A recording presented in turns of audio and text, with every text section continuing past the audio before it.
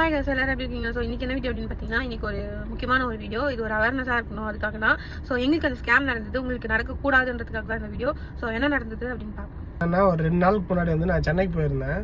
சென்னைக்கு வந்து நான் எப்பவுமே ரூல்ஸ் ஃபாலோ பண்ணி தான் போவேன். சிக்னல் போட்டாங்கன்னா அதுக்கு முன்னாடியே இருந்துச்சுனாலும் நான் டக்கு நின்றுட்டு தான் போவேன், அவசரப்பட்டு போக மாட்டேன். கரெக்டாக நான் என்னோடய இடத்துக்கு நான் ரீச் ஆகிட்டோன்னே மெசேஜ் வந்துச்சு வாட்ஸ்அப்பில். என்னன்னா ஆர்டிஓ சலான் அப்படின்னு சொல்லிட்டு ஒரு ஃபைல் மாதிரி ஒன்றும் மேலே வந்து நீங்கள் வந்து சிசிடிவி கேமரா வந்து ரூல்ஸ் வந்து இது பண்ணிட்டீங்க அப்படின்னு சொல்லிட்டு ஒரு இது வந்துச்சு. அது வந்தோடனே எனக்கு டக்குன்னு அப்புறம் டவுன்லோட் மட்டும் பண்ணிட்டேன் அவசரத்தில்.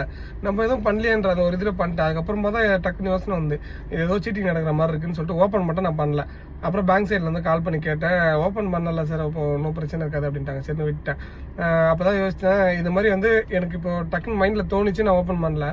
ஒரு சிலர் அந்த டைமுக்கு போயிருப்பாங்க, டக்குன்னு ஓப்பன் பண்ணி பார்த்துட்டாங்க அப்படின்னா அவ்வளோதான், உடனே பேங்க்ல இருக்க அமௌண்ட்லாம் எடுத்துருவாங்கன்னு சொல்லி கேள்விப்பட்டிருக்கேன். அதனால என்னன்னா யாருமே வந்து எந்த ஒரு லிங்க் வந்தாலும் சரி, ஆர்டிஓ சம்மந்தமாக இருந்தாலும் போலீஸ் சம்மந்தமாக எதுவுமே ஓப்பன் பண்ணாதீங்க ஃபர்ஸ்ட். ஏன்னா நான் உடனே என்ன பண்ணேன், என்னோட இது ஸ்கிரீன்ஷாட் அனுப்பிச்சு ஒரு போலீஸ்கார்கிட்ட கேட்டேன், எனக்கு தெரிஞ்சவர்கிட்ட.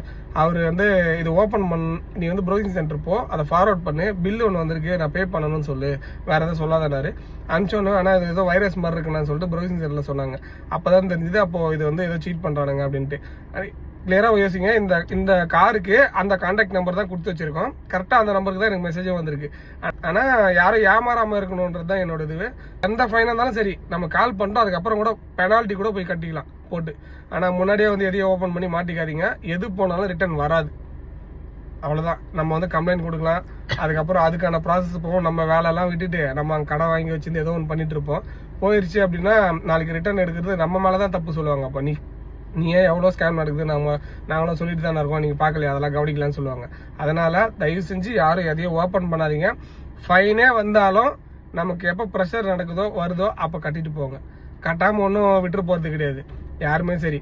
அப்படி இல்லைன்னா லோக்கல் நியர்பை போலீஸ் ஸ்டேஷன் போயிட்டு எனக்கு இந்த மெசேஜ் வந்திருக்கு, இது உண்மையாக போய்ன்னு கேட்டுட்டு கட்டுறதானா அதுக்கு அப்புறமா போயிட்டு நியர்பை இதில் ப்ரௌசிங் சென்டரோட கட்டிக்கலாம், இல்லை ஆன்லைனில் கட்டி ஏதோ ஒன்று பண்ணலாம். ஆனால் ஓப்பன் பண்ணாதீங்க, யாரும் மாட்டாதீங்க. நான் தப்பிச்சிட்டேன், ஓரளவுக்கு பரவாயில்ல. இதை வந்து நான் மட்டும் இது ஆகக்கூடாதுன்னு தான் உங்கள் எல்லாருக்குமே நான் சொல்லணும்னு நினைக்கிறேன். முடிஞ்ச வரைக்கும் ஷேர் பண்ணுங்கள். கொஞ்சம் தெரிஞ்சவங்களாம் கற்றுக்குனாங்கன்னா ஓகே, இதை வந்து பண்ணக்கூடாது, இப்படியும் திருட்டு நடக்கும் அப்படின்றது சொன்னால் தானே தெரியும். அதனால தான் சொல்கிறேன், ஏற்றுக்குங்க, ஷேர் பண்ணுங்க.